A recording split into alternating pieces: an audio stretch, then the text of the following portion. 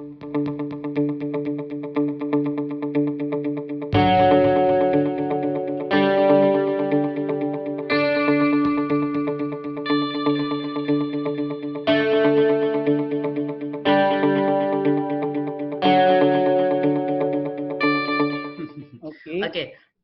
untuk materi selanjutnya akan disampaikan oleh Prof. Mangasi Alion Marpaung.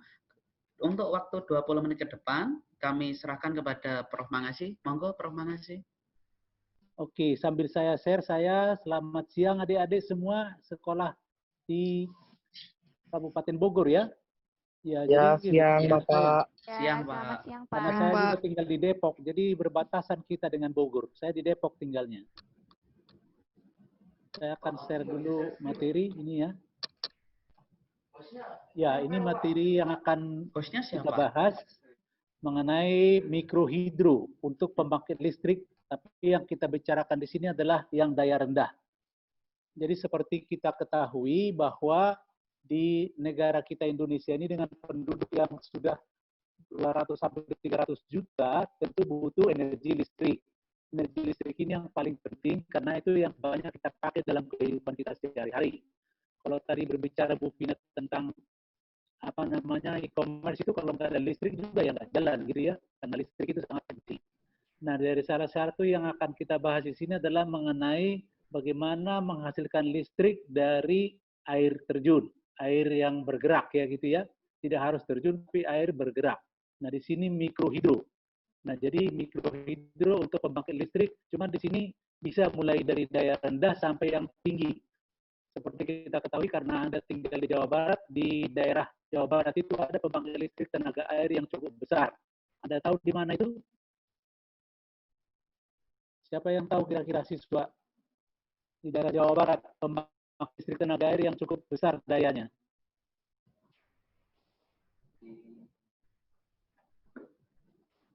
Ya, nanti itu bisa dicari itu ya. Ya, jadi yang kita bicarakan di sini hanya mencoba bagaimana memanfaatkan suatu pembangkit listrik dengan menggunakan tenaga air dengan energi rendah. Nanti yang selengkapnya nanti akan dijelaskan oleh Bapak Dr. Hadi Nasbi ya kepada adik-adik semua yang mendengarkan. Jadi silakan dipelajari dengan baik-baik dan nanti di akhir ini juga ada nanti bisa dicoba sendiri. Anda bisa melakukan percobaan dengan baik di sekolah. Kalau Anda sudah punya alat-alatnya, nanti alat-alatnya apa saja yang diperlukan akan dijelaskan oleh Bapak Hadi Nasbi. Jadi itu aja nanti tolong disimak dengan baik. Yang penting adik-adik SMA harus semangat untuk belajar. Jadi seperti yang disebutkan Bu Vina tadi, semangat itulah yang kita pakai untuk membangun bangsa dan negara kita dan yang akan berguna bagi diri kita sendiri. Jadi nanti akan dilanjutkan oleh Pak Hadi Nasbi, Pak Firman ya. Dilanjutkan Pak Hadi Nasbi. Oke, terima kasih Prof. Mangasi Alion Marpaung. Oke, kita beri aplaus untuk Prof. Mangasi yang telah menyampaikan materi pengantar tentang energi terbarukan mikrohidro. Tadi ada yang menjawab Prof. Ketika Prof. bertanya di mana sumber PLTA, ada yang menjawab di kolom chat, dijawab oleh Sultan Farel. Di Jatiluhur jawabannya Prof. Nah, jadi ini sang Sultan Farel nih, namanya keren sekali nih Sultan Farel. Oke, keliling kota naik becak, walau lama tiada jemu, banyak-banyak engkau membaca. Membaca adalah kunci ilmu. Oke, kita lanjutkan ke narasumber berikutnya, Dr. Hadi Nasbi, MSI. Kita sapa Dr. Hadi Nasbi. Selamat siang, Bapak Dr. Hadi Nasbi. Selamat siang, Bapak Dr. Hadi Nasbi.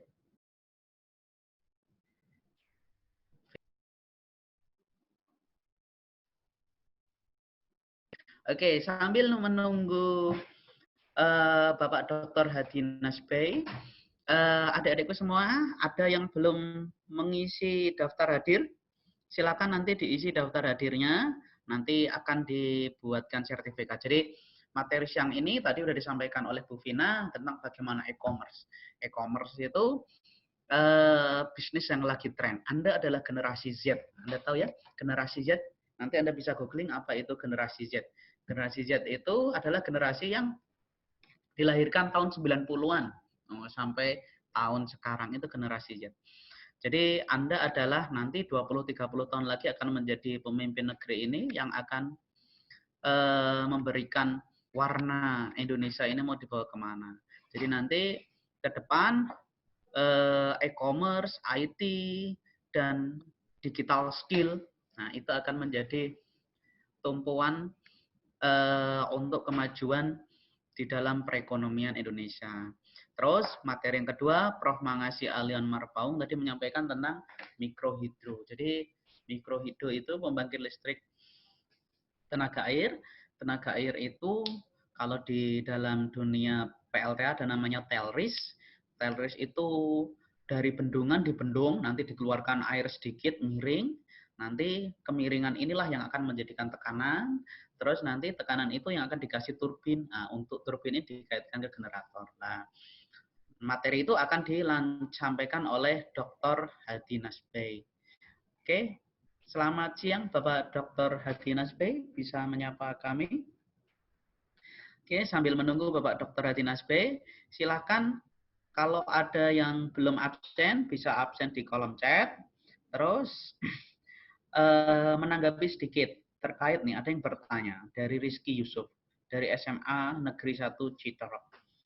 Mau bertanya, apa yang harus kita lakukan ketika kita berusaha tapi kondisi sulit? Nah, gimana caranya kondisi sulit berwirausaha? Lah, jadi cara yang harus Anda lakukan adalah pertama, jadi bisnis yang dalam dunia ekonomi ada namanya analisis SWOT, strength, weakness, opportunities.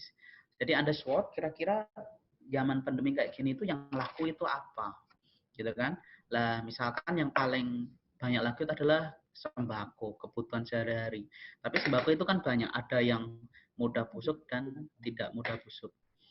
Nah, jadi dari situ nanti Anda bisa melakukan sebuah bisnis, misalkan yang hal sederhana, misalkan yang sudah banyak dilakukan orang tapi dia belum terfikirkan oleh kita. Misalkan di daerah tempat saya itu banyak hutan pinus. Nah, sama mahasiswa di daerah sana, hutan pinus ini dibuat sebuah kerajinan. Terus dimasukkan di e-commerce, ternyata pembelinya bukan dari Indonesia, tapi dari luar negeri. Dibuat untuk hiasan di kamar. Lah ini kan dari barang-barang limbah di sekitar kita, terus kita manfaatkan untuk dimanfaatkan untuk e-commerce.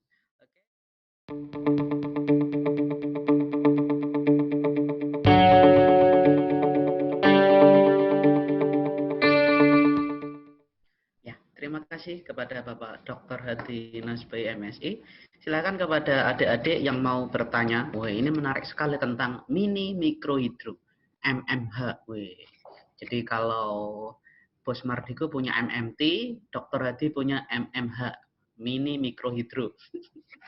Silakan kepada adik-adik yang mau bertanya tentang mini mikrohidro, bisa di kolom chat. Wah, menarik sekali ini. Jadi krisis energi pasti akan terjadi senantiasa dari tahun ke tahun.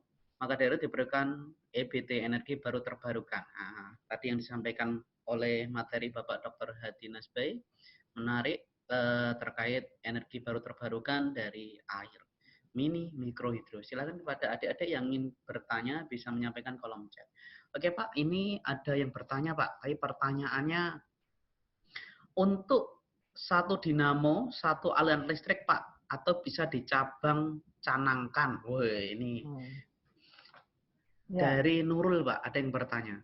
Ada satu dinamo untuk satu aliran listrik saja, ataukah bisa dicabang-cabangkan Pak? Ya. Gimana Pak Hadi tanggapannya langsung? Jadi kan begini, kalau dari teori fisikanya itu kan bisa dirangkai secara paralel. Tapi kalau dirangkai secara paralel, maka arus listriknya akan bercabang, jadi akan turun. Jadi kalau yang bagus itu sebenarnya kalau buat pembangkit listrik itu satu generator itu langsung disambungkan ke baterai. Jadi mengisi baterai dulu, jangan langsung di ke lampu. Jadi kalau tadi yang ke lampu langsung itu hanya contoh. Tapi kalau kita mau buat istilahnya buat kita gunakan gitu ya, itu dimasukkan dulu ke aki ya namanya, baterai kering, elemen kering. Jadi dinamonya itu dipakai Simulator. untuk mengisi akumulator, akumulatornya dipakai untuk beban gitu. Jadi dengan seperti itu, ketika airnya tidak banyak, nggak mengalirnya tidak deras, maka lampunya tetap nyala terang.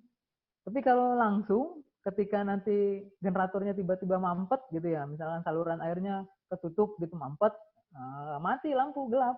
Nah, jadi bisa dicabangkan, kata Nurul bisa cabangkan, tapi nggak optimal. Maka saran saya jangan dicabangkan, tapi diisi dulu ke baterai. Jadi baterai keisi, nah dari baterai baru dipakai untuk menyalakan lampu. Begitu. Jelas ya? Ada lagi? Ada pertanyaan lagi Pak Dr. Hadi. Berapa besar aliran listrik yang dihasilkan dari satu mini mikrohidro? Apakah cukup untuk mengalirkan listrik untuk kebutuhan satu rumah tangga? Pertanyaan dari Ais, Pak. Jadi berapa besar aliran listrik yang dihasilkan dari satu mini mikrohidro? Apakah cukup untuk mengalirkan listrik untuk kebutuhan rumah tangga? Mohon tanggapannya Pak Hadi. Ya, kan mini mikrohidronya itu berputar sepanjang saluran airnya mengalir. Kalau saluran airnya mengalir 24 jam, maka selama 24 jam, baterai yang kita pakai untuk di rumah, aki yang kita pakai untuk menyalakan lampu di rumah itu terisi terus setiap saat. Jadi tergantung kebutuhan. Itu bisa untuk dipakai untuk rumah tangga, sangat mungkin dipakai untuk rumah tangga. Karena jadi istilahnya menampung airnya sedikit-sedikit tapi sepanjang hari 24 jam. Kan 24 jam salurannya mengalir kan? Nah, kita kan pakai kan cuman malam. Siang kan kita matikan. Ya kan? Kalau siang kan terang, lampunya nggak dipakai. Kan kurang bebannya. Jadi sangat mungkin potensi sekali untuk pembangkit listrik di rumah tangga. Gitu. Ada lagi? Oke. Ada lagi Pak, dari Muhammad Fahri. Berarti semakin kita cabangkan, semakin rendah ya Pak. Mungkin ini rendah alirannya Pak. Berapa lama kincirnya bisa bertahan? Kalau semakin kita cabangkan, kan kalau kamu belajar itu kalau sumber tegangan dicabangkan, maka nanti apa yang terjadi? Yang terjadi arus listriknya akan turun. Kalau rangkaian bercabang satu sumber tegangan, kalau diparalelkan, kalau diserikan dia diserikan itu arusnya tetap. Kalau diparalelkan arusnya nanti turun. Nah, kalau ditanya berapa lama kincirnya bisa bertahan, ya itu tergantung, kan kincir tadi kan tergantung kamu buatnya. Kalau buatnya bagus, kuat, ya bertahan lebih lama. Tergantung buatnya. Nah, tapi yang jelas kamu punya dicoba itu nanti. Itu sangat menarik kalau nanti kamu bisa kan tergantung teknik membuatnya. Kalau teknik membuatnya bagus, kincirnya bisa bertahan lebih lama. Gitu. Ada lagi?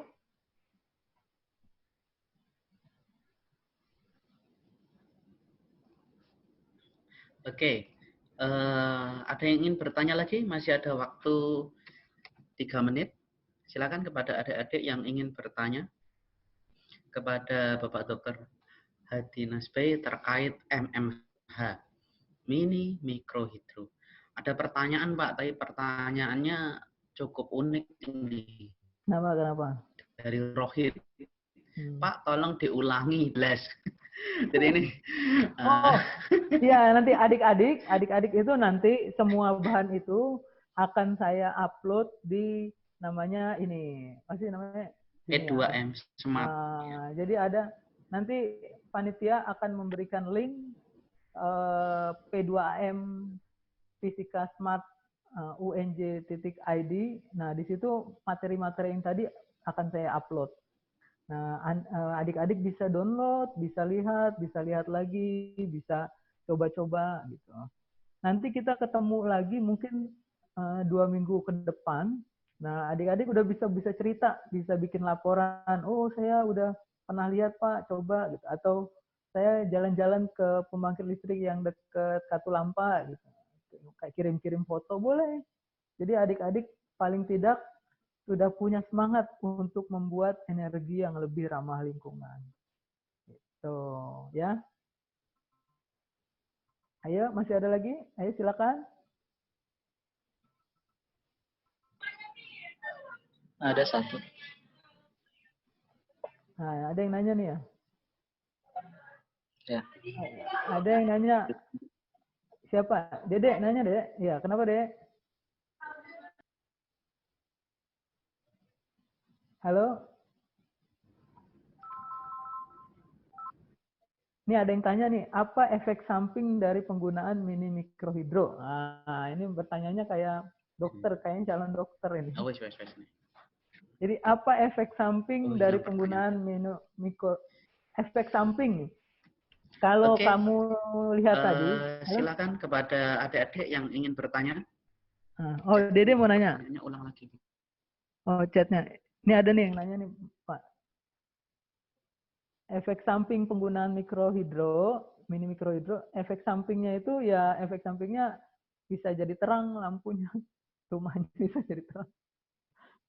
Kalau negatifnya untuk kerusakan lingkungan sangat kecil. Sebenarnya sangat potensial dan sangat bermanfaat.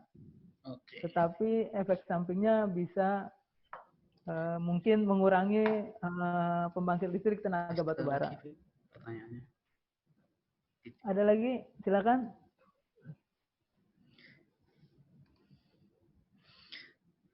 Oke, terima kasih Bapak Dr. Hadi Nasbi atas tanggapannya. Menarik sekali materinya. Saya memperkuat dari pernyataan Bapak Dr. Hadi Nasbi terkait nanti akan disampaikan videonya, materinya di web Pengabdian Masyarakat UNJ, nanti di email ke adik-adik semua terkait materi video PowerPoint yang telah disampaikan oleh Bapak Dr. Hadi Nasbi. Mungkin pertanyaan terakhir nih Pak Hadi. Assalamualaikum dari Vicky, Pak. Bukan. Assalamualaikum. Pak, maaf, saya Evan. Salah. Bukan Vicky, Pak. Vicky itu host kita. Oke, Assalamualaikum, Pak. Maaf, saya Evan dari SMA 1 Cigombong mau bertanya. Alat-alat yang bisa untuk menampung aliran listrik yang telah dihasilkan dari turbin itu apa saja? Ya, pada umumnya alat yang dipakai untuk menampung listriknya itu baterai kering biasanya. Atau yang biasa kita sebut dengan akumulator atau aki biasanya. Secara umum ya. Tapi ada juga baterai-baterai yang khusus untuk, jadi kayak litium gitu. Ada baterai litium yang bisa nyimpan. Tapi kan mahal biasanya. Itu yang kalau yang di negara maju karena baterai itu murah, tidak terlalu mahal, lebih awet. Makanya dia pakai itu. Karena memang investasinya besar tapi jangka panjang. Nah, kalau di kita belum sampai situ. Kalau adik-adik lihat, rata-rata pembangkit listrik seperti tenaga air, tenaga surya itu menggunakan baterainya aki biasa. Nah, aki biasa itu daya gunanya itu jangka waktunya kurang tahan lama lah. Kan kalau kita pakai aki itu kan mesti diganti dalam 2 tahun 3 tahun harus ganti. Biasanya istilahnya soak gitu kan. Nah, kalau di negara maju tidak, di negara maju dia pakai baterai yang kayak seperti litium gitu. Jadi baterainya itu bisa awet sampai 25 tahun, 30 tahun. Ya, mungkin nanti adik-adik kalau sudah jadi pemimpin bangsa ini, bisa dipikirkan itu. Kalau saya, waktu saya jadi adik-adik, saya sudah jadi mikirkan itu. Tapi saya nggak jadi pemimpin bangsa. Saya cuma jadi dosen. Itu. Makanya saya cerita ini ke adik-adik, mudah-mudahan nanti adik-adik bisa nginget terus. Mungkin dalam waktu 10 tahun, 20 tahun lagi saya langsung melihat, oh alhamdulillah cerita-cerita saya berpengaruh. Ya, adik-adik itu saja. Terima kasih Bapak Firman. Keluar ya, Fik. Masih ada. Oke, terima kasih Bapak Dr. Hadi Nasbe atas materi yang telah disampaikan terkait mini mikrohidro. Berhubung waktu, maka acara P2M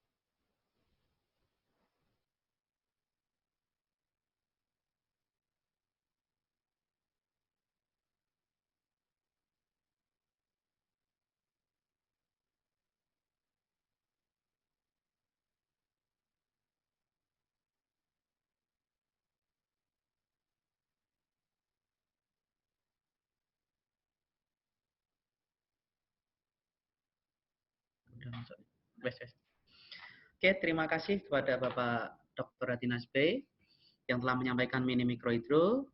Terima kasih kami ucapkan juga kepada Ibu Dr. Vina Serevina dan Bapak Profesor Dr. Mangasi Alan Marpaung yang telah menyampaikan materi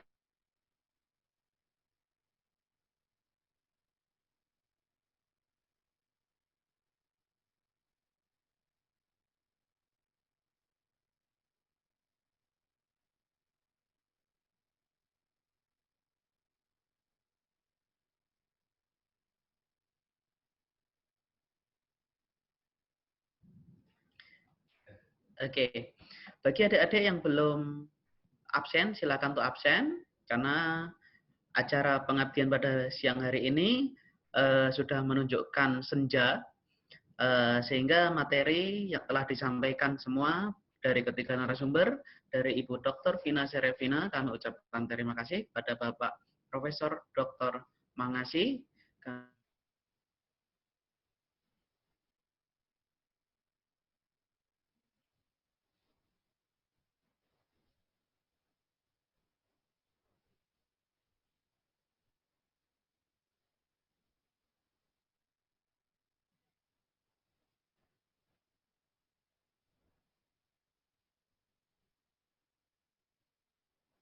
Oke. Oke, jangan lupa absen kepada adik-adik semua. Obat Foto nggak foto? mujarab. Oh ya, foto dulu Pak Adi. Foto dulu. Betul, Ya, foto silakan dulu. foto dulu dong. Oke, foto Ayo, dulu. silakan Nah, yang kameranya dimatikan dibuka. Asal dibuka. jangan di kamar mandi ya. Kalau kamera Ayo dinyalakan di kita kamar foto dulu. mandi, nanti kita lihat gratis nih. Ayo kita foto dulu. Oke, foto dulu. Ya. Ya, foto dulu. Oke. Silakan. Satu. Foto dulu. Tahan ya. Tahan. 1, 2, 3. Oke.